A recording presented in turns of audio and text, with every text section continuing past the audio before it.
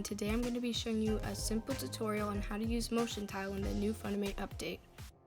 For this tutorial, you're going to add the image you want and put any anime effects you want for it.